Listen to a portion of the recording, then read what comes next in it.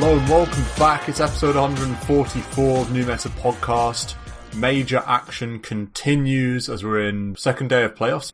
Plenty to talk about there. PMA podium, games of course, and a special stat corner where we're going to be comparing our records on Dota Buff to see who comes out on top for most kills, most damage, and whatever else they have going on there. Marco, how you doing this week? Enjoying the major? Yeah, very much enjoying the major. Copium supplies are getting low. Feeling pretty sad today. This pod honestly is saved that it's before the EG game because it could be very emo if they lose. So it's remaining positive. It's not yet happened. So but we'll see. The Alliance. Oh, I guess I should say spoiler alert for the major, just in case anyone is holding out for spoiler-free Dota or something. I know I've had some TI days where I've gone spoiler-free, but with that said, Alliance crashing out today, so that's a feels bad. Big feels bad. For most people, well, for everyone, I don't think there's many people that are that bothered about team spirit, so. Adam, welcome as well. How you doing? Cautiously optimistic. Nice. It's a pretty good draw for EG, to be fair. No Ping, probably the weakest team to be getting at this stage. In a SA Clown Fiesta can definitely happen. That's true. Because that's what happened with Quincy Crew, so. Yeah. And I feel like with a team like No Ping, they could play up to the opponent, nothing to lose against EG Juggernaut, so let's just go monkey mode crazy and then pull off some Thunder Predator. So, it could happen. It could happen. Although EG are a very, very strong team, so yeah. We'll see. There is also the underdog factor, because EG, there's not many tournaments they found themselves in the first round of the lower bracket. I know we've not had many in the last couple of years, but last tournament they obviously smashed it. Any TI, I don't think they've ever started in the lower bracket, just majors generally, top 3 all the time. So they're under the cosh. Round 1 lower bracket. No Ping have got no pressure to win. So there's some choke potential. EG has no pressure either because they already qualified the TI. So do you think that this has no bearing on TI, right? It does. I know it doesn't. Yeah, but the mental game, the confidence game. You don't want to go into TI having based on points. Maybe they want more points for seeding at TI. You don't want to go into TI finishing 12th at a major. No, then you'd be like Team Secret. Yeah. No, you want to go into TI having not even qualified for any majors. That's the OG special, and we've seen that it's a recipe for success. So come on. But yeah, let's maybe just fly into some games, into some stuff. I don't know how long we want to make it because there is a ton of stuff to talk about. I personally haven't played that many games. Actually, I'm just going to go first. I'm going to take the executive decision to go first. Unprecedented in our game shout-out. Just played a few, and they're the ones that stand out to me. I think I played the odd 1 or 2 in the evenings, but it's one of those that, especially with the games going super late on some of these days, yesterday, I'm just watching Dota. You know what I mean? I'm watching so much Dota that the play time is falling away, which isn't something to be sad about because I do really like watching major action. But I did just play a Brood, got a win on Brood, which is really nice. And actually felt like the Brood plan went well, which is unusual. Usually my lane goes kind of average, get 6, and then you're just in Brood mode, bully farm. And then 4 heroes turn up at your lane and it just doesn't go like how you want it to. But this one, got an early hood into pipe, skipped Orb of Corrosion, which I actually think is beneficial because Orb of Corrosion's not... Yeah, it's back when Insatiable Hunger was a 1-point wonder kill threat spell, I think you could go Orb of Corrosion and crush lanes with it, but now that that's not the case, you're sort of trying to just survive till 6 and then just take over the game. And when you're 6, you don't need Orb of Corrosion anymore, you just need Bowler and your ult. So it feels like dead gold, and you can start with an extra pair of tangos instead of Orb of Corrosion. Orb of Venom, sorry. and you get hoods quicker, and you're just get that ring it just of health. feels nicer. Yeah, it just feels better. I think So you'd rather I like that a lot. You'd rather have like ring of health and web regen, than like a orb of corrosion, like 150 health from that. Yeah, flat. So it's just like kind of meh. But Yeah, it's good that you've evolved the item build as things have gone on. yeah. Sounds good. Played a Mars as well. Played the banned illegal Magic T Mars earlier today as well. That's a smart choice. I wasn't in that game for the listeners, so I told him to play it too. I forgot it was banned because I picked Marana, and he's like, "What's good with Marana 4?" And I was like, "Mars. Pick Mars." I actually carried it? the game as well. No, we lost, but I had I was flying. I had the most kills. I blame the it team on to the dumpster and then jumped in with them. Yeah, so the execution wasn't great all the time. I didn't realise that Winter Wyvern with Arctic Burn active can't be speared to my arena, so I just speared Winter Wyvern out of arena once. That was pretty good. Winter Wyvern had as much well. healing as I had hero damage that game. Yes. That was absolutely obscene. 21k heal on Wyvern on the enemy team. Wow. 21k. And this isn't even a long game. This is a 35-minute game. So imagine having 21k heals in 35 minutes. He also didn't max the Embrace. It was just like level 1 Embrace. Yeah. I really liked Mars though, so Marco will be very sad to hear that it's probably coming out again soon. The Stan Mars might be slowly, like tentatively edging its way back into the pool. And then I played you should do it. It's top tier offlaner for sure. It's one of the S tier picks of the tournament. So it definitely is, yeah. Although I saw 3 pit games today and they all lost, so Pit's being picked. It's not quite winning, but it's being picked. And then played a Magnus. From what lane? Offlane Mag. And we should have won the game probably, but our execution was poor, I think. And we were against a Wyvern again, so what are you going to do? But that's I need to get back to Wyvern. My boy. Honestly, yeah, Wyvern's the way to go. But that's my full report. Just keep playing in the off lane. In fact, I basically am just exclusively a 3-player now. I haven't played any mid in a while. So I am just grinding POS 3. Actually, true POS 3 weirdo. Well, one of the benefits of you being POS 3 is that there's less gold loss in picking now, because back in the day when you would potentially do a mid, potentially do a 1, we'd often have these cases where there's like 3-4 of us going like, who's playing what? And no one's decisive about what they want to play, so then we also start ticking gold down. But now, Stan slapped in the off lane, so it's just like, Adam, where do you want to go? And we don't lose as much gold anymore. Yeah, I've been having to play mid. Yeah, man. Adam mid. Adam Viper mid. That was strong. Yeah. That was good. It's quite cool changing roles, because it's a completely new set of heroes that I haven't played before, and now I'm playing them like a lot, other than Underlord, which I've always played a fair bit of, but it's quite cool. Do you feel like you're learning new things about the game or experiencing different things about the game? I'm definitely experiencing different things. I'm experiencing, in some games, this isn't always the case, but in some games I'm experiencing just the sheer difference of being lower down the farm priority and how you can get away with more bad stuff, if you know what I mean, and in terms of like dying and you like, I've had more games in the off lane where I've had a bad game and we've won. Like, that's more okay. Whereas when you play mid, especially some of the mids I play, like TA and Meepo, say, it's a bit different when you play something like Viper, but with those TA, Meepo, even Lena, if you personally have a bad game, it's really hard. Like, you've got to get carried to like an unreasonable degree.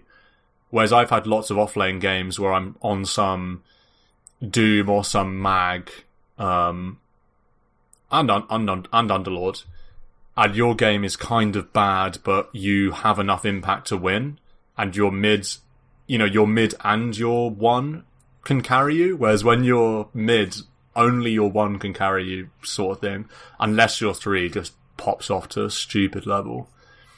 So I thought that's kind of interesting. It's more, I've had more games where I'm like, oh, this game is totally lost because I'm not having the impact I feel like I should be, and then it's you can get away with those games a little bit more. I'm not saying that 3 is easier. I'm just saying that part of it's different. Because what you need to do is a little bit different. You can sacrifice yourself more. Whereas when you're mid, you can't really sacrifice yourself. So basically what I'm saying is, farm priority is less of a priority, if you know what I mean. Yeah. It's okay to die. I'm sitting here with my mid helmet, my mid hat on, thinking, my farm's bad, my stats I'm behind, therefore we're behind. Whereas actually, from the offline perspective, it's not the role. Yeah, you can go into fights first, put your body on the line more. Yeah. It can sound bad where you're like, oh, I feed more, but it's fine. But it is more, the role demands different play styles and different sacrifices that you couldn't make as that too. You couldn't just be like balls to the wall or whatever, or feed to death. So it's interesting. Yeah. Adam, how have your games been going? Anything to report? So last night I played a Mars Mirana lane where I was the Mars, and that was a lot of fun. I went 0-4 in lane against a Monkey King, and then I hit level 6, and I killed him over and over again. And nice. I think Mars is very fun. And I went the build from the major, where it's just Phase Boot, Soul Ring, Link, BKB, and that's just like top tier. That feels amazing. Like, you jump in, you get to get all your spells off, you press BKB, no one can do anything to you. So, BKB second item, very cool. I could see some games where you want to go Blink Yules or Yules Blink or something like that, but it seems like Phase Boot, Blink, BKB is the top tier build, at least that's what Mind Control did, and a few other Mars. Well, then we played the opposite side. We played Mars Mirana today, and that was a little bit different. We didn't get any opposite combos. It was good. Our game was really good until I got 6, and then when Mars got 6, the game went bad. But before I was 6, it was pretty good. We got some kills in the lane. It's going well. Yeah, we got some kills. And then Arena's just too hard for me to use. I just never got an arrow on somebody that was in the arena, like the entire game. So you're saying that kind of a weird, scrappy game. There was no one ever speared to an arena wall. No, there was. They just were dying solo. That's the problem. I killed Rubik so many times. They had Spirit Breaker and Nature's Prophet, so it was really hectic.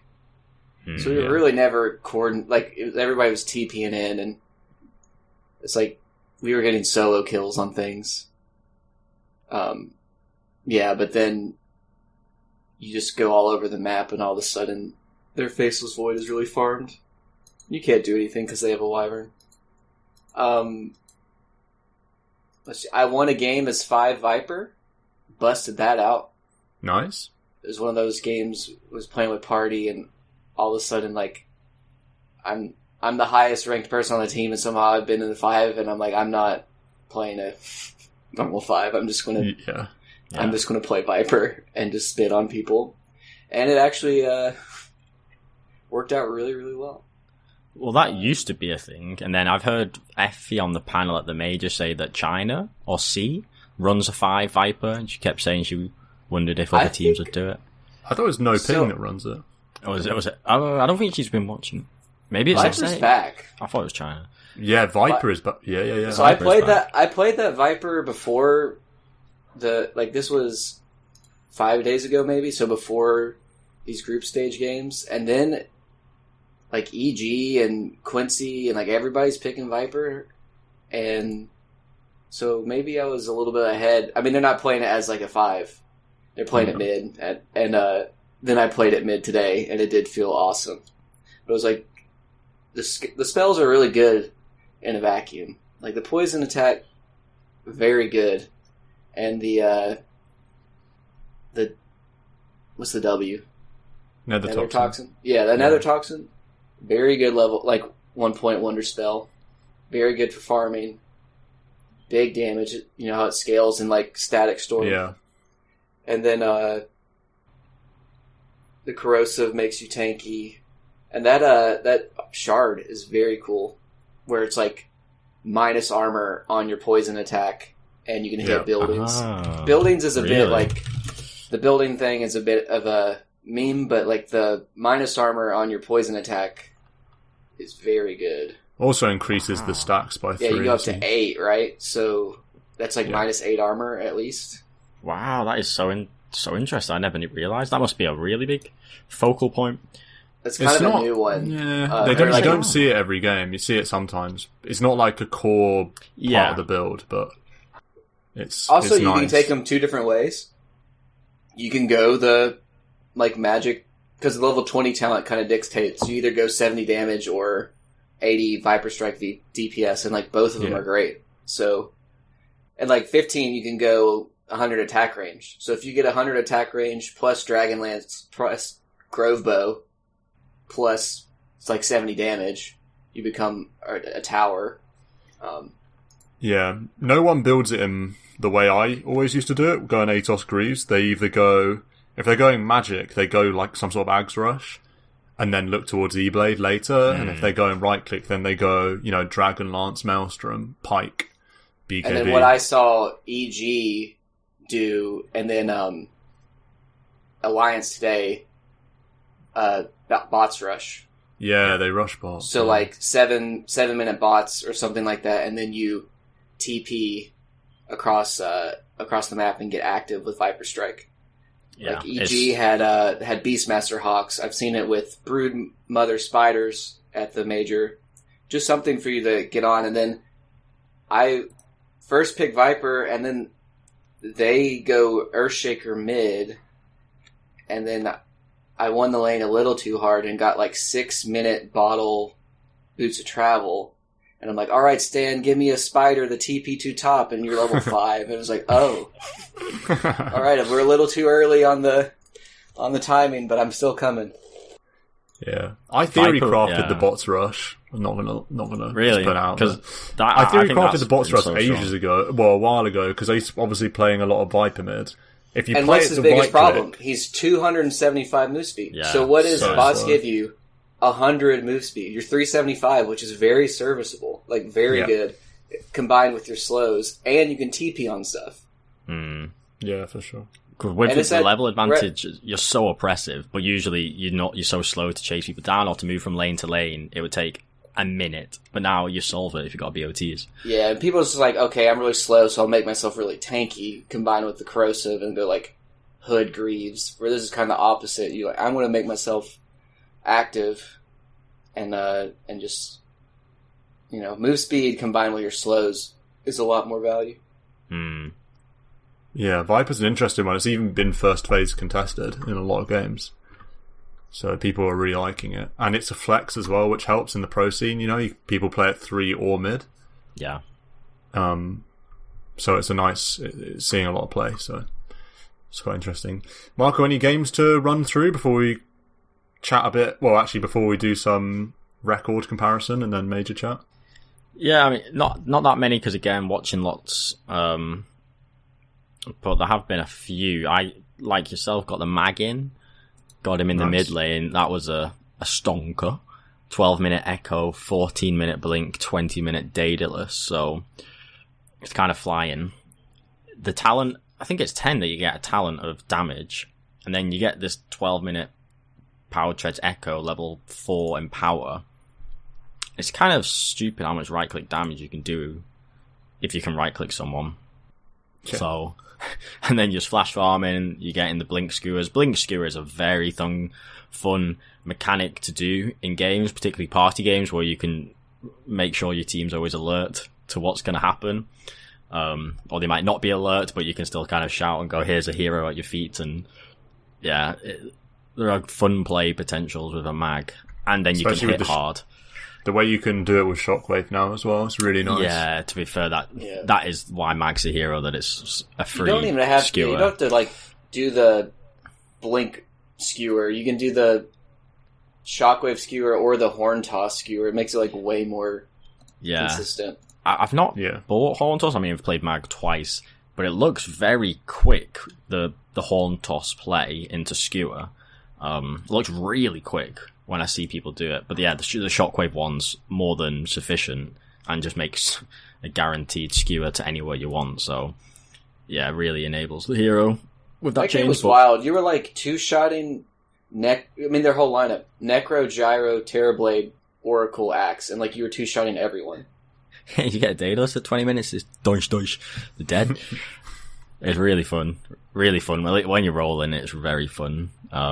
Yeah, the Blink skewer in particular, because people they're just not ready for it. And then, they're disjointed a million miles. So, yeah, that was a really good one. Let's maybe, we can just wind in all of the major topic while we're talking about these heroes, because Mag has also been picked up a lot, and it seems to be mostly a mid. It's another one like Viper where it's been flexed a lot. Yeah, a lot of flex. But it's the nothing to say mid mag, isn't it? And that's now everyone's playing mid mag. Yeah, I thought I saw it mid, but I feel like in the last day or two I've seen more 3 mags. Just again, they empower. It's such a basic, easy synergy draft to empower your pods 1, and then you got BKB, Pierce, and RP. Like, hero makes a lot of sense. I don't know about its laning. I think maybe its pos 3 laning could be a bit weak sometimes. It's not like a Mars laner strength, so maybe it could struggle there. But if you put it mid, it's so easy to flash farm and nuke a wave and go farm, and then you empower you and your core. I mean, obvious merits to the hero. In the picks, I think it's like top 12 pick in terms of picks, but its contest rate's kind of low because it's not really banned. Picked, I think it's like 24, I just saw 24, so it's like, yeah, the 10th or 11th most picked hero so far. 71% win rate when it's been picked, which is mighty impressive. That's the best win rate out of any hero with more than 11 games, so pretty interesting point. The win rate of Mag is actually bonkers. Yeah. So, yeah, is there any other heroes I've played that are major meta? I don't think so. I did an Ursa. No Lunas. I've been there, done that. Got the 5 loss streak, so I'm now finished with Luna. Yeah, when I was sweaty, I played a Luna. That was when you were Mag. I didn't really do anything. I just farmed that game, and you were two-shotting everyone. It is reassuring though when you just running around as the mid hero, and then there's just like that pos 1 in the background farming diligently, and that you know is going to be there for when I die or feed an Aegis or something. Sure. Let's do a little bit of major chat, then come back to the stat corner record comparison. Then, if we've got more time after that, we'll do some more. In your opinions, what's the hero of the major so far? I don't know if it's hero or if it's item, but it's Holy Locket. Oh, yeah. In combination with I think Winter Wyvern's the most egregious, like the most obnoxious to look at, but there's also Tree and Protector and Io and Enchantress. Yeah. I've seen some gross Enches. Some of the Enches this game have been it's not even just the Enigma double Holy Locket lineups. Like, they usually do like Tree. They did Tree Io, and that was really gross. Tree Ench. Like, those are both really just a displeasure to watch. But it's also people just picking up like one of these healers in combination with a Holy Locket, and it's like, wow, that is a lot of heal. And especially someone like Winter Wyvern, where you have the pseudo disruption on top of it, combined with like an 80% heal on the target. The Wyvern meta is very interesting though, because it's only appeared in the last couple days. It's only got 20 picks and 7 bans compared to someone like Nigma did it, and then everyone's like, "Oh god." Yeah, it's very but Nigma were doing the heal strats, and AA's been. I think AA's the hero of the tournament. We can discuss AA separately, but the idea of Locket being OP, I mean, existed as Nigma showed, but it's only in the upper bracket or the playoffs that Wyvern has come through. Yes, which it's is really interesting. just the last 2 days. It's pretty funny. I think it's an evolution of.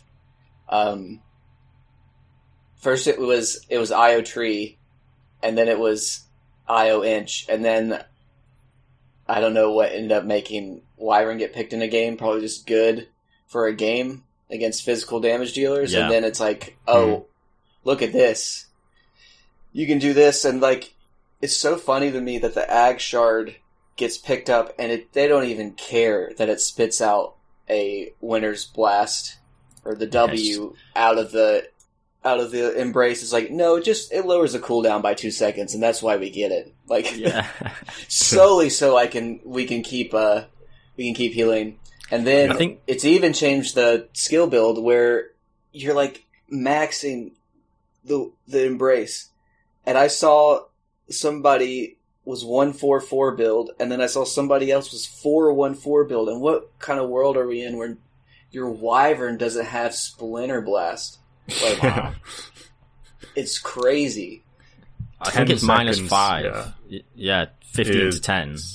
10-second cooldown and a 4-second duration, so 6 seconds of downtime. It's -5. It's -5 seconds. Yeah, I was thinking about the Lion -2-second Earth Spike talent. That's the stupid part. The -5 seconds, because I've been watching games and I didn't realise when I first saw it, and I was like, wait, is the cooldown of Cold Embrace just half what I thought it was? Because this Wyvern's just used 3 in one fight. And then I looked and I was like, oh my goodness, this shard makes it 10-second CD. Like, what? Because it's one of the most insane spells. It's so strong. Because it's not just, -5, 15 to 10, so that's like a 33%. But you think the downtime is 6 seconds rather than 11 seconds. So the downtime nearly halves. Which is mental.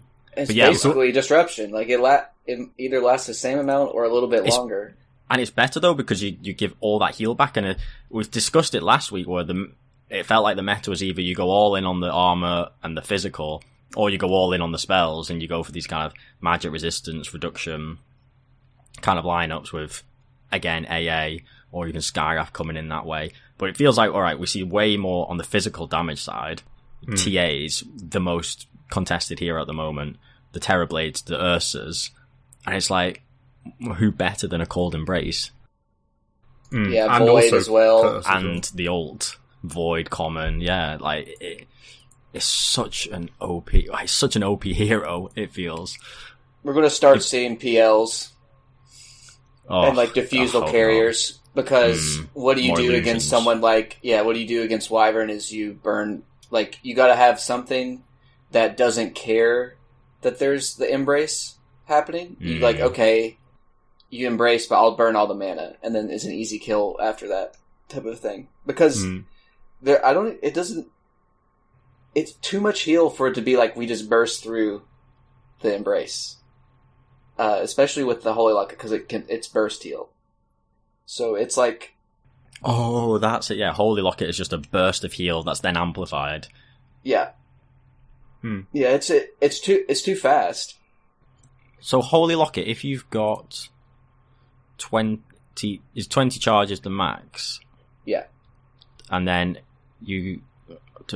How much is the charge? 15 HP and mana. So 300, you pop someone 300 HP, and then you amp it by 35%? Yeah, so it's a 395 or something like this? Yeah, or it's like a 400 it's a 400, yeah. That's just the Embrace. Or that's just that's just Holy Locket. That's just the active. And then you have the percentage-based Embrace. Yes. And then it was really egregious in the Enigma game where it was IO plus Tree because they both had Holy Lockets, and that ILTW Ursa was just going from 0 to full over and over and over again. Yeah. It felt like a matter of time, didn't it, before this Holy Locket became OP, because it's been a non-item for so long. It's been buffed over and over and over again. We did actually see this coming in episode 2 of the podcast. Episode 2, we were like slating it probably. Yeah, probably. But it it was only a matter of time before it became strong, Yeah. and that has been realised now. So that's quite cool. Also, I just really like the Winter's Curse against a lot of these heroes as well. You think about the most picked core heroes here.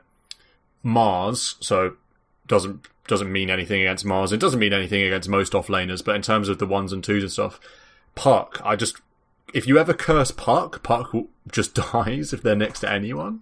Puck so I really died like that. today through an Aeon Disc. Yeah, through Aeon Disc.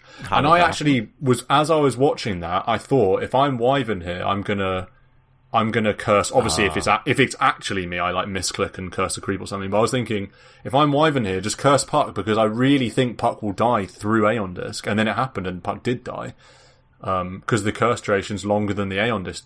And the TB illusions were just walloping. Yeah. Oh, it's so good against TB, isn't it? I also like it against a hero like Dark Willow. Dark Willow just instantly dies if you ever cast Curse on. You don't even need to be next to a hero. You just need to be next to creeps, and Dark Willow dies. It seems like Luna, because it's like Luna buffs the whole team. So if you curse somebody against a Luna lineup, like their whole team just has giga damage and wails on them. Yeah, the setup as well can be really strong. I've seen a nice curse into RP combo and stuff like that, and even just curse into TA like Meld is probably going to kill someone. So the Wyvern is looking strong. You mentioned Ancient Apparition as being the potential hero of the tournament as well. 35 picks, 57% win rate so far. And these healers are only when AA gets first phase banned.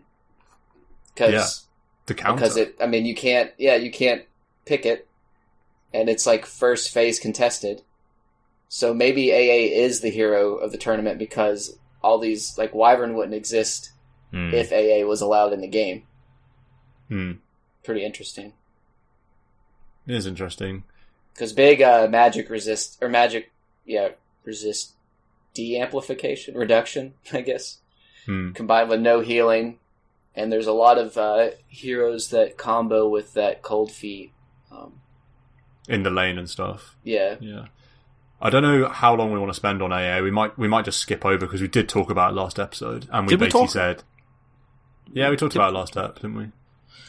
Can I add on an extra point on the AA, though, that of course. I didn't appreciate as much last week? Ice Vortex, obviously it's this magic resistance, and we see a lot of synergy with the magic resistance stuff, but the vision game of Ice Vortex is probably underrated. I mean, if you think about Rosh, and I would love to see statistics about this, but Rosh is just so crucial, obviously, but it feels like even more so that the Rosh, and particularly the second Rosh, how much resource you get from that. If you've got vision inside the pit, which we know is harder to do these days, no courage can do it, or vision on the vision of Ice Vortex just feels so good and so high value. And it's so low cooldown. It's like 4 seconds. Such low cooldown as well. Not many heroes can spam that over an area. Yeah, spam it over an area. Like, it's hard to appreciate how valuable and important vision is, even these just micro instances that something like an Ice Vortex or multiple Ice Vortex could give you versus not having it. And I think at these pro level games it is a really big factor. And then you've got all the obvious stuff that I'm sure we mentioned last week about the nuke magic burst, the non-heal stuff, the lane synergy. Just so much slow, and then the shard makes it do damage too. Cancel plays, that's an interesting. Wave clear. Yeah, you can slay that down. Can it actually wave clear? Is it much DPS? It's like 40. I mean, it's enough to like sit on an area if the waves are meeting. You know, it like will push it in your favor, or if they're hitting a tower. It's annoying for people to push into, and stops blinks, and it reduces attack speed a little bit as well, which helps it push. Like, your creeps aren't dying. It's kind of interesting because it seems minor, but then people are getting it on AA in these games. I think it is just because wave clear is just really strong. If you're an AA that's walking to a lane to quickly push it and then walk away again, you just slap Ice Vortex and then start walking away to the fight, to your rest of your team, and the lane pushes. So I think it's something you wouldn't have otherwise. Yeah, it gives the hero something that it wouldn't have otherwise. Exactly, that's a good point. AA is such an interesting hero with the mechanic of preventing heal or regen, because nothing else in the game, no hero item does that bar Spirit Vessel or Skadi or Shiva's Aura. And they only do a percentage. It's all items except for AA, I'm pretty sure. Yeah, so it's very unique, and obviously AA's one's even way stronger than the items do themselves. So it's such a unique mechanic, and then with all this heal gaming going on, I mean, it's so obvious that it has to be banned if you want to do it. But even just outside that mechanic, it's got another 2 or 3 going for it, which is great. Again, I love to see AA doing well as a hero, but it's doing too well that it's first phase banned every game now, so... Yeah, I think the underrated thing about Ice Blast as well is just the cooldown. 40 seconds. It means you can use it 40. in pickoffs. You can use it in pickoffs and not feel bad. Do you know what I mean? It's not like you're using some RP or something. Yeah. You can just blow it on any kind of gank, and then you're not missing it in the next fight because it's back. Yes. So... And another point on the ult, vision. You fly that to the back end of the team, like the back lines, you get a lot of vision just from throwing it out at the start of the fight, and also then you could be clipping heroes and stopping blinks as well. Yeah. It's a lot of the time you don't even need the burst. Like, you just want to tag people with it. Yeah. Like, it's more value to hit 5 heroes with the tag than it is that, hit the 1 hero with the burst. Like, you want to make sure nobody can heal in the fight. But yeah, it's big against like Ursa and people wasting BKBs so that they have to like not just tick out, and then they don't have a BKB for the rest of the fight. It's just a good spell. Yeah. One thing to have a discussion on that interests me is the carries in this major, because I feel like of all the roles, the carries is perhaps the one that you're seeing a fair bit of variety. When you think of the 5s, you're thinking, AA for sure. I've been seeing a bunch of, or like Ench for some teams that play Ench, and then 4, a lot of Nyx is contested a lot, Lions being picked up a lot, yeah. 3, Mars, pretty much, the big one. DK. And then mid, DK, sure, mid TA, a lot of TA, and fair bit. TA's interesting, I feel like that's stuff. Not in the playoffs as much. The TA. As it was in the groups and wildcard, Yeah, I guess like you don't want died to play off it. In the meta you don't want to play tournament. it into Wyvern, maybe, and now Wyvern's a hero. I mean, the VP are playing it right now. So yes, and it's not going well. Okay, live the Wyvern is doing DY well. Wyvern. You just need about 5k gold to do infinite work. Like, it's insane. Yeah. But yeah, the carries. But the carries, it's sort of like Ursa with the Diffusal is an interesting one. I think Morph is some teams really rate Morph a lot. Miracle. T1. 23 T1 Savage just wants to play Morph every game of his life. And I think Arme loves a Morph as well. So I think those teams love it. And then there's, Faceless Void and Wraith King coming out as well a bit. It's Terrorblade. I feel like Terrorblade's stocks are increasing a little bit as the tournament goes on. Spectre with that Echo Saber Diffusal build. That's a weird one, yeah. That's ILTW. I don't know if anyone else has done that, but that looked pretty strong. Yeah, I think people have copied that. I think I've seen a lot of Wraith Kings picked up in response to Void as just this favourable matchup. You can't blow me. Built-in Aeon disc. Yeah. Extra life. Yeah. So it's always felt a bit of a response pick. Void, like we saw Alliance run it first phase pick, and I feel like I've seen other teams first phase it, and it doesn't feel good. It feels like the hero's not good enough for a first phase, and it doesn't feel like it's a hero that's winning games. I don't know why, but it's got 50% win rate, 20 picks. The few games I've seen it, it just doesn't look like, it's not like farming fast, it's not pressuring super high, because you don't really constantly pressure as a Void. It's all about that big chrono, but then if the other teams are playing faster than your chrono, you're a bit redundant. And then even when eventually these chronos come out, the Void doesn't really have damage. I don't know, teams maybe aren't picking heroes that synergize with the chrono as much, unless you go for some Cataclysm, but I've not even seen that happen. So I don't know, I'm not sold on the Void this tournament. No, Yeah, and it's difficult in Cataclysm the is heal with meta Axe. as well. Yeah, the category with Axe is cool. Yeah. There's also Luna lurking in the background with a close to 80% win rate. Only 9 picks, though. So perhaps Luna's stocks might rise. I know I've been hearing Howie on the panels crying about how Luna's not valued enough by these teams, so that's an interesting one. Really? Yeah, he really likes the Luna. So we'll see about that. But the carry meta is yet to be determined. And some metas, when there's a defining carry hero, like a Void in the past, or a Terrorblade in the past, or a Spectre, in some of these TIs that we've had, you see it first phased and then you figure out the rest, but that's definitely not the case, because like you said, Marco, when teams are first phasing their carry, it doesn't seem that good. You'd much rather see them first phase Mars AA or some, Ench, or something like that, and then see how the draft develops and hopefully pick a game-dependent carry. Yeah, it feels like there are too many good other roles to fill. Yeah. They take priority over these carries which don't seem game-defining. I've seen TB first phased, and TB did just get a rampage on VG, and that's ended. And we've seen first phase TBs in the past at TIs and whatnot, but in this major at the moment, it does feel like it doesn't really matter what you wanted, and there's only finite other OP heroes like your Mars AAs and Enches, etc., that you can't miss out on it, and you can't waste the first phase pick on a carry. Whereas maybe with other tournaments where we have seen these first phase carries, once it's been figured out a bit more, I feel like in those kind of situations, the pool of other positions is big enough that you can first phase the carry and still have some good stuff left over. If that makes sense. Whereas I feel like in this tournament at the moment, the pool of top tier heroes feels relatively small, such that you can't wait till later in the draft to get some of those OP heroes.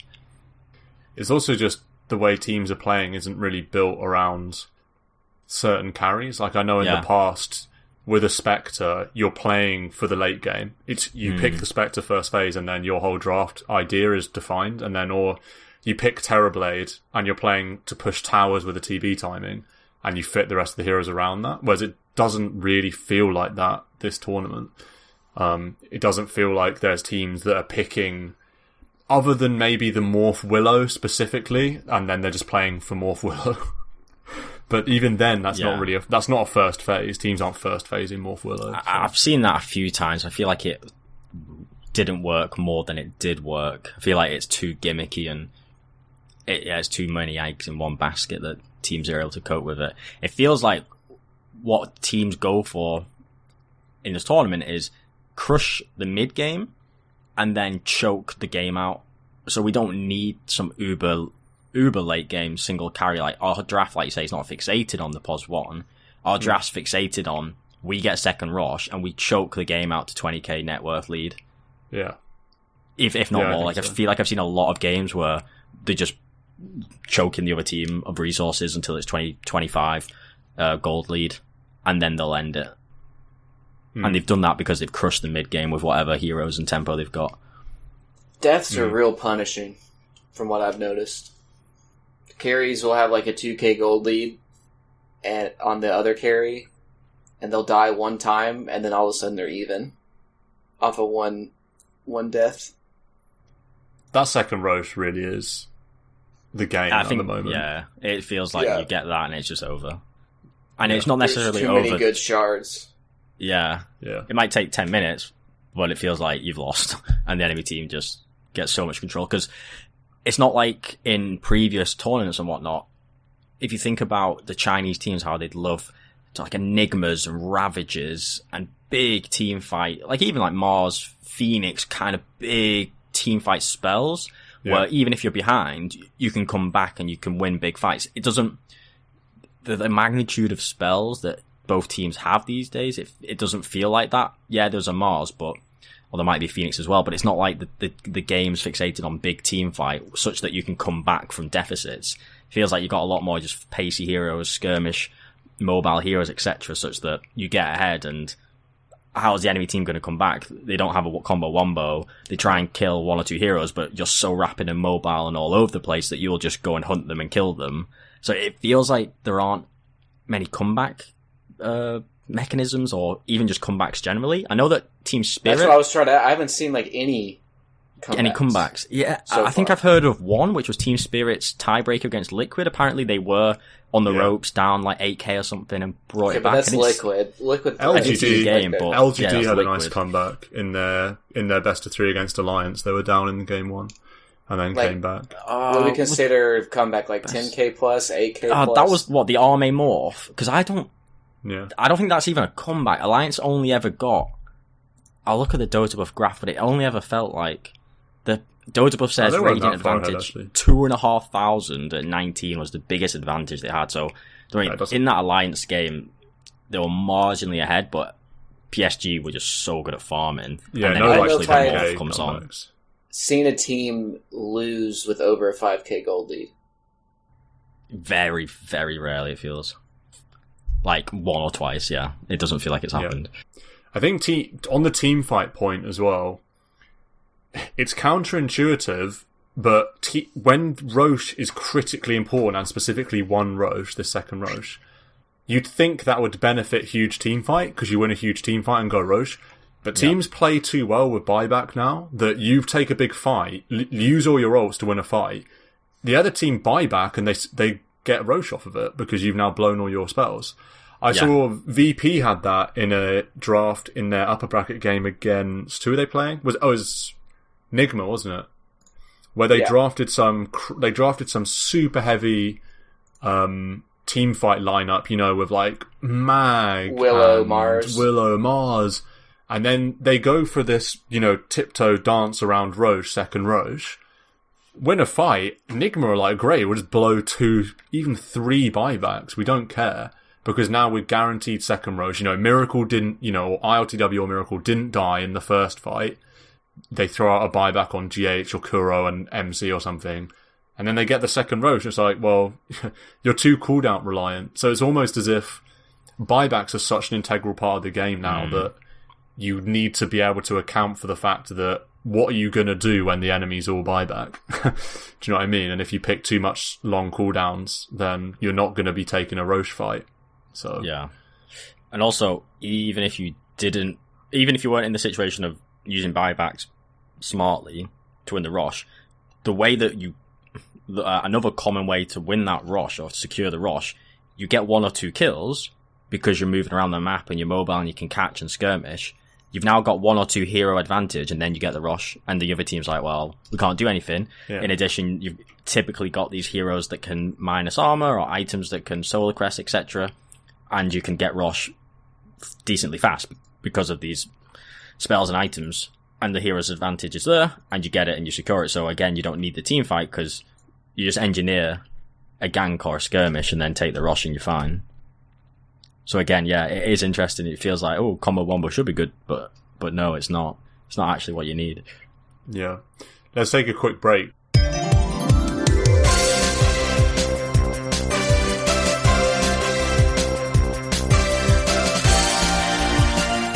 Records. This is the stat corner.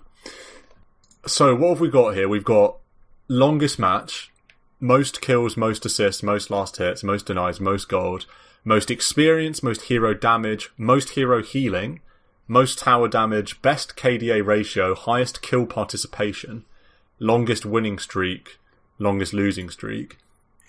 How are you feeling confident, Marco? Do you reckon you could take some of these down? Are there some that you're feeling 100% confident at? There's one I'll say 100%. There's one I've got 100%. Really? Yeah. I think there's one I have 100% as well. There's one that I have 100%, literally. Yeah, the kill participation. the kill well, participation. for that one, who's got the highest length game? Because then that makes it more impressive. I think mine's reasonably high for 100% kill participation. I'm worried I'm going to get blown out of the water here, but mine's 26 minutes. Oh no. Oh no. How long is yours? 49. 100% kill participation in 49 minutes. How many kills Yeah. are in this game? 31, 16 kills, 15 assists. You could guess the hero. Okay, strong. Zeus. Oh, well, you No. got to make sure that your team isn't the one that got Giga Stomped. Yeah, because like- mine's a Oh. loss. Mine's a loss. Like, I have To be fair, 100%. mine is a loss. Yeah. I have 100% kill participation in a 47-minute game, but there's only 5 kills on our team. So, Oh. Okay, so we... That's pretty funny. yeah. But we you all gotta- lost. It's interesting. Yeah. Yeah. Let's go longest match. I don't think I'm going to win this one. My game's long, but it's not that long. So my game's 1 hour, 32 minutes. 5 minutes longer than mine. Okay, very good. Thank you. Adam? So I have an hour and 40-minute long Oh, Shadow Techies. Fiend game. Shadow. Shit. Yeah. I And bet the- there was a Techies in the game. No, there was a Tinker in the game. On the So- other team. And I Yeah. lost. So... There's no heroes in my game that prolong it at all. It's Necro, Lich, Ember, Ricky, Witch Doctor versus Lunar, Invoker, CM, Elder Titan, Slardar. So I don't know how this game's gone 1 hour 32. But I'm having a lot of fun here. I've got 2 Daedalus and an Ags and stuff on Ember. It's good stuff. Most kills, I know for sure I haven't won this one. This is a Because Marco one, 100%. I've been in games where Marco's got more kills than this. Yeah. So my most kills is the same as another category, but yeah. I got 50 actually... I haven't actually... Sorry, go on. Sorry. 53. Yeah, that's a lot of kills. Mine's 34. I have 36. Yeah, that's just a Yeah, it's Marco. Was it Ricky? No, this Yeah. is it's a potty of the moon with What? some scrub squad people. 29-minute game. 50 The kills, 50-something kills in 29 minutes? 53. So it's like what Miracle did in the highest ranked MMR game ever, but I just did it with like Yeah. people way worse. I have 36 kills with PA and Tiny. Very good. Mine's Like, Miko. remember Sumail Tiny set that kill record at TI and lost? Oh, Oh, that was so with sad. Tiny. Oh. Yeah. I've just realised that I've been hiding my match data for ages, so this Yeah, isn't it's been even up to tilting. date. Yeah. And we this spoke is- about it last week. I've just turned it back on again. Yeah, but I don't want to get wrecked from sweaty people playing on Overwatch. You're the problems, Dan. I know I am the problem. Well, the problem's the software, let's be real. Most assists, I'm almost certainly not going to win this one, so this is 46 for me. Ooh, joint 46. I got Ogre 47. Magi. 47 Oh. for me. Oh, I need to win one here. I haven't won one yet. What are your heroes Zeus. for that, though? Zeus, Sankin. and then Sang? Yeah, SK. 4. So you know how they have like your next ones underneath it, like your next closest, and 3 of those 5 are Undying, which I think is kind of Oh, interesting. it doesn't show my next ones for me. Oh. Yeah, Oh, I have anyway. I have Zeus, Undying, Morphling, Sand King, Undying on the assists. I don't ever think about Undying nabbing a lot of assists, but it makes sense with the Tombstone. Most last hits, I've got 690. 1003. You against Broodmother. Mate, what disrespectful comments, huh? 949 with Jug. Oof. Anti-mage. Uh, No Broodmother. no Broodmother. And no Broodmother. in Yeah, there was mine either. no Broodmother for me either, actually. This is before Wraith King made skeletons too, so there's no extra things for me to kill. Nice. Most denies. Okay, this is the one I think I have 100%, but we'll see. Oh yeah, I'm Interesting. confident in you. Only 49 for me. I got 73 in a ranked captain's mode game on Void. 70. No. Oh, he's been Right. ousted. Oh, he's too My- confident. My gyrocopter. Oh. 70 How long was less- your game? 70 36 minutes. That's a much better ratio. I'm 53 minutes. Oh, nice. I'm up to date again. My records are up to date again. I don't think anything's changed, but I'm up to date, so that's good. Nice. Nice. Most gold. Here's another one I'm not winning. So 60k for me. 74,000 for me. What hero? Alk. Doesn't But count. I have right underneath it 600 gold less, 73,000 with gyrocopter. I don't beat any of them. 72.5 on anti-mage. Nice. But, yeah, 2 rapiers. Were they my rapiers? Not sure. Here's one I think I might win. I might win this one. Might be my best hope for a win, honestly. So this is most experience. I want to hear your guys first. You think you're meepoing it? I might meepo this one to victory, yeah. 68,000 with an Underlord. 66,000. I mean, what? Beautiful. The meepos what even is come this through record? big. This is just like as fast as possible to get level 25, basically. Is it? Wouldn't we all have the same then? I'm level 30 in this one, so yeah, would we not? Well, it's just like you get the speed of it counts too, I think. Well, mine's 83,000. Yeah. So is that... That's because it's a meepo game. 73 minutes on meepo, so like all my clones are getting XP for that time. Right. I think. Mm-hmm. So I think it does count all the XP you get in the game, probably. That's why meepo's coming through. Most hero damage, I've managed to get 100k, which is good, so I'm 6 figures, but I have a feeling you're always going to be much higher. Haven't you got a ridiculous sniper game, Marco, with like 120k or something? Maybe, but it's not this. Mine's Zeus. Oh, okay. Right. What's your Zeus? 117.5. 117. Ooh, this feels good. I have 177,000 damage. Oh, my with gyrocopter. Wow. How long was that this game? This was 2 months ago. It was an hour and 20. Wow.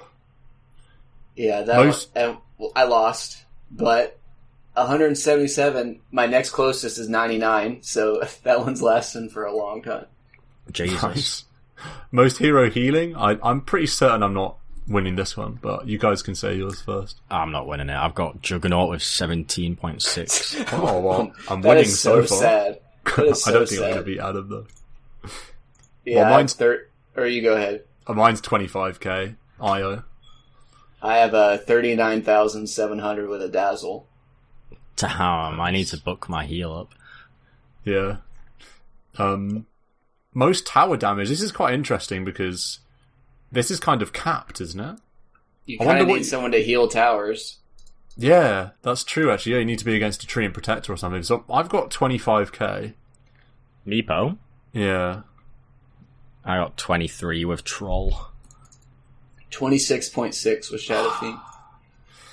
Wow. That's all the little buildings and stuff then. You gotta get the moon huts. Yeah.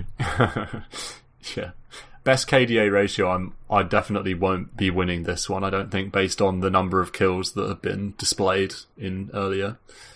But I've got 49. Yeah, but Marco probably died. Ooh, yeah, I have 39, so you're like way ahead. Mine's the same as the Mirana game. I did leak a death, but tactically only 1 death, and so I'm on 66. Wow, very good.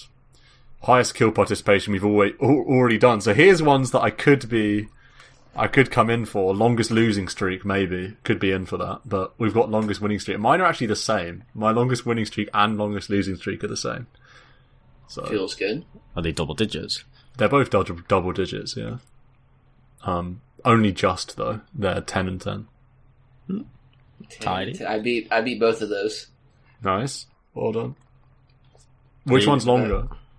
Winning streak, luckily. I have a 13 winning streak and an 11 losing streak. Oh.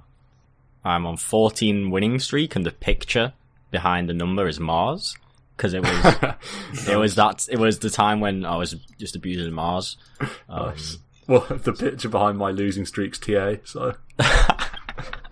Oh, classic. What's your lost streak? 9 lost streak. 9, no double digits. No double digits. Amateur. 2 PMA? Don't lose games. Amateur Dota player. I only lose 9 games. Marco feeding on some party games when he loses a few games. Yeah. But yeah, there you go. I think I only won 1, didn't I? The only one I won was most XP. experience. Yeah, that was it. So there you go. Congrats.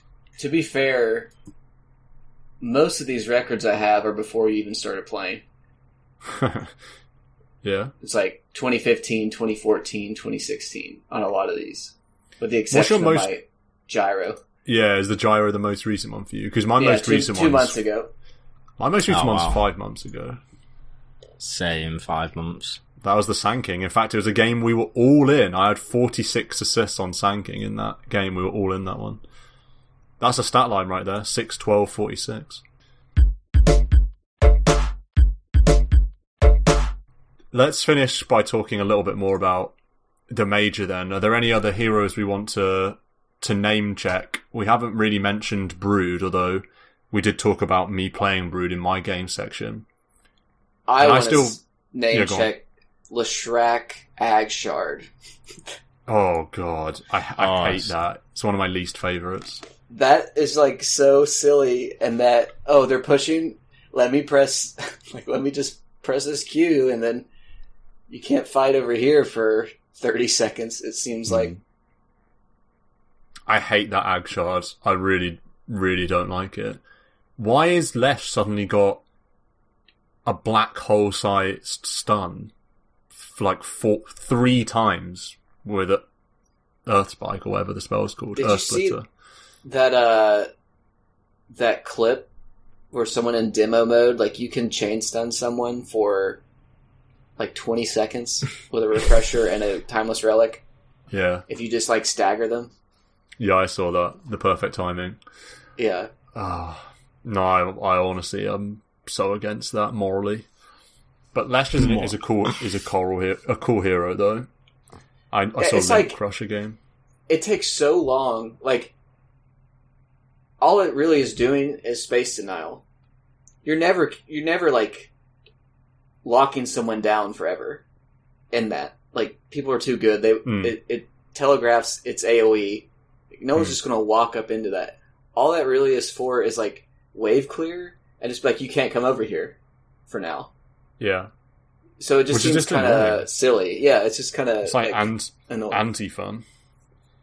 So I don't like that. I think Nyx Assassin's fallen away in the earlier parts of the tournament. That was top tier contest, and now not so much. We did mention Ench, so I won't dwell on it. But I was interested that today a lot of the teams haven't touched Ench, other than TNC. I think that's Enigma special. It's also a T1 special as well. Zephyr loves Ench. Played it twice against Asta. So yeah, I haven't seen any of their games, but like that. I don't think that's an every team hero. It maybe should be because it is Cap good. made a comment about how VP, I think the same of Team Spirit, incredibly young teams. Everyone on VP is 19 and one person's 21, I think. Really fresh talent. And Cap made the point of there are some heroes that teams will just never be able to understand anywhere near the level of someone like Croaky and Puppy, e.g. Ench or Chen. Yeah. Heroes like this, where they've had 10 plus years understanding, optimizing, theorizing, strategizing. Yeah, and you get all these young guns. They could not understand Ench the way Enigma could. It's like they've only played the game so long to where maybe those heroes aren't even that good. Ever. They never had like the heyday. You know what I mean? I think Aya is like another top one. tier Dota. Yeah, that one. Aya's a little bit easier to understand because there's not the creep aspects. You know, I mean, a guy literally wrote a PhD on Chen. Infographic on Chen. That was like 100 slides of Chen. Yeah. And it was interesting. Tiers of every neutral to take. Neutral. Yeah, because you think heroes are complex because they've got 4 spells and a bunch of attributes. But then Chen, when the set of information you need to know and optimize is now every neutral, the position of every neutral camp, the interactions between every neutral and a hero, and all this kind of... It's just crazy. Like, I learned today that there's I think a small camp creep that has even more than a Skadi effect, like heal reduction. The ghost? The fucking Maybe ghost. the ghost, yeah, but and someone was talking about how if you bottle or salve or tango with that like effect on you from the creep, then it halves your heal or something bonkers like that. And so they were saying, you know, don't bottle or salve when that's on you, and that's just the kind of thing you just never know. But yeah, it's interesting that I find it interesting people that play and don't play certain heroes, because I was thinking for Alliance earlier that it was actually kind of nasty for them that it's a TA meta, because Limp just doesn't play TA.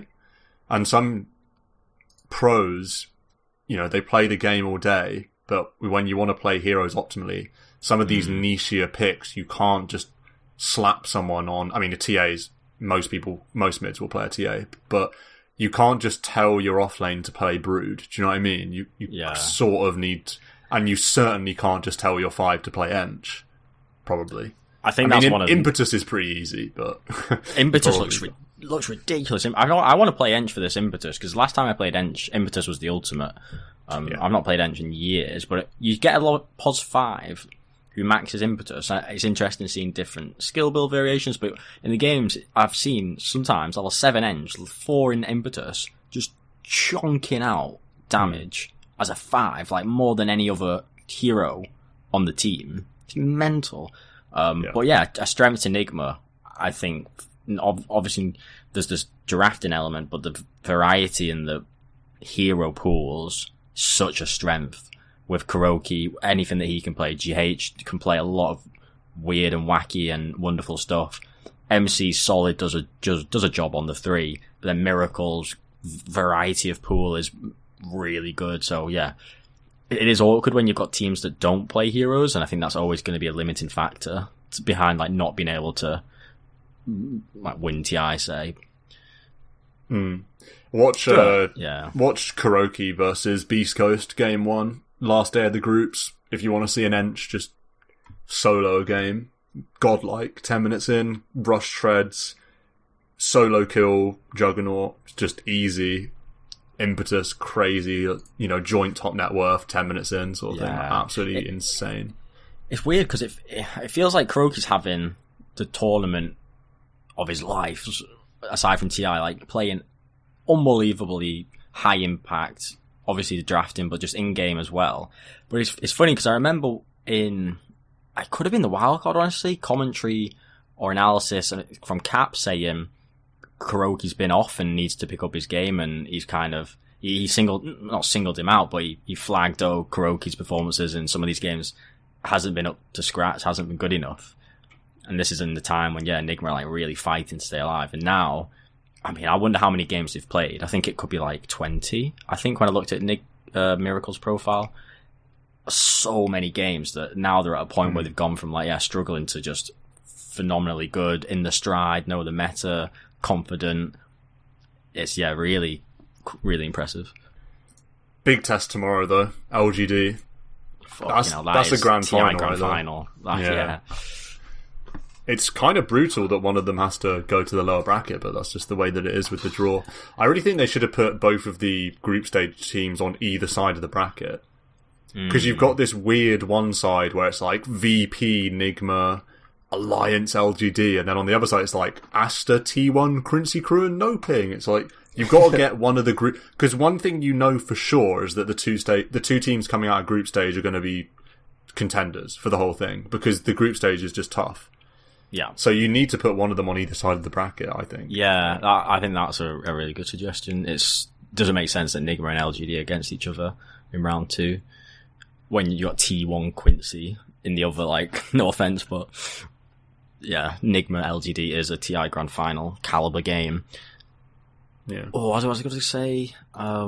Yes, 1 point from that. Nigma or LGG get knocked down, and EG, if they win the next 2 series, will be playing Nigma or LGD, which is pretty scary. Yeah. And pretty sad. Yeah. Well, we'll see. A little bit. At least you get to see more of EG, because they're not just starting up a bracket and going all the way to the final. You get to see them in the group stage and some lower bracket action, backs against the wall. If they win. If they win. Let's not jinx them, please. Yeah, the more we talk about it here, the more jinxable it becomes, perhaps. I just know, Marco was saying earlier, he doesn't remember the last time a team he liked has won a LAN. And I said TI5 EG was the last time a team I liked won. Your number 1 team winning something. And that's the truth. EG hasn't won since then, basically. Yeah. It hurts. Feels bad. They've lost every way you can lose, so you just gotta hold on tight and hope. Yeah, hold on tight and hope. Yeah. Anything else you want to mention here? Or we're going to head off? Remove Invoker from the game. Please. Oh my God. I beg you. Oh. I hate it. I hate to see I it. like it. I like watching it. Yeah, I was just saying, I like watching it. No, I hate watching it. I guess if Abed played it, it would be okay. But where is the Abed Invoker? I used to play that a lot. Yeah, I haven't seen him really do it. I just hate it. There's too many spells that are too high impact. You think you kill him, and then he's just like, Ghost Walk. Or you think you kill him, and he's like, Deafening Blast. Or you think you kill him, and it's like, Ice Wall. Yeah. There's just too many that are too versatile, are equally enraging. And then you get the late game Cataclysm. Yeah. Yeah, that's a win condition, that spell, if you've got... It's like so gimmicky. Yeah. Yeah. And the hero doesn't need it. The thing that triggers me the most about Invoker is just playing against EMP spam, like in the lane and stuff. I hate that. I didn't even say Tornado. Just when they randomly kill you with Cold Snap, Tornado, Meatball, and there's no way this Invoker should just be able to kill me like that. Like, it's so... I hate... Yeah, get rid of Invoker, actually. I've talked myself into it there, just remembering dying to Invoker. I'm on board now. You just get, You get a Deafening Blast, you're disarmed for, longer than a Heaven's Halberd. And then you get put up in the air for longer than a Disruption with a Tornado. And then you're basically rooted in an Ice Wall. All your mana is burned. You can't cast any spells because you're cold snapped. Through your cast animations. What else? You try and kill him, and he Ghost Walk slows you and runs away at max move speed. Oh, and Tornado has to dispel too. You can't have a Flame Guard or a Haste Rune or a DD. You can't allow somebody to have that. That just has to dispel as well. On top of it, yeah. I cannot say that I enjoy the gameplay of an Invoker. And it seems to be a kind of a popular pick for the teams that are winning. It's not just a Miracle that's playing it, right? I haven't really seen it, to be honest. I must have missed the games that it's in. I've seen it more than just Miracle, but he's played it a lot. 16 picks, which is... Yeah, it's medium Lena's got 17 picks. All been mid? No, funky pos 3 and both. It's all mid. And it's why... So if they're doing the Quaswex, why does your tempo hero get to be the supreme late game hero too? They go the tempo build, and then all of a sudden they have an Axe, and they're the highest damage dealer that's got the delete everyone combo on top of the tempo controlling. And they go Midas anyway. It's like they go for this tempo, and they provide tempo, and yet still just go Midas and go late anyway. That's the thing that triggers me about Invoker. They disrespected Miracle after the IV drip. They were they went Invoker and got Midas capitalism. They went Mag, and then they just AFK farmed and gave him a free game, and he's like, "Well, I'll just go Midas." And then you're "Oh no, he's got Ags Refresher. It's over." It's 10 games Nigma or something, a few Team Spirit, a couple Execration that have been picking Invoker, so it's basically Nigma only, if these Dota buff stats are up to date. Really? Team Spirit? And I could have sworn I saw one other, but... VP played it once, Liquid played it once. Might have been Liquid. TNC Yeah, Sumail played it one time. That was what it was. It was back to back to back. Because it's definitely getting banned. Some games. It's a contested thing. It's annoying enough to consider. And I definitely think that's a first phase banner against Nigma because they're picking it first phase. So yeah. I don't know if you hit them with the Ench and the Invoker and Wisp or something. I don't know. Just a lot of heroes you got to ban against them. Yeah, you want to make it so that the enemy team has to ban too many heroes against you because you got too many good strats or too many strong heroes. Yeah, and when that starts happening, it's scary. Yeah, ILTW gets his pick a hero every time, and GH's hero pool is too big. So, well, there was a game where the enemy did 6 bans, 6 supports against Nigma. Yeah. Literally only POS 4 and POS 5 heroes were banned. I wonder because there was that game where Miracle played Razor, and that was fine. Like, he just stomped on Razor. He doesn't have to be like the,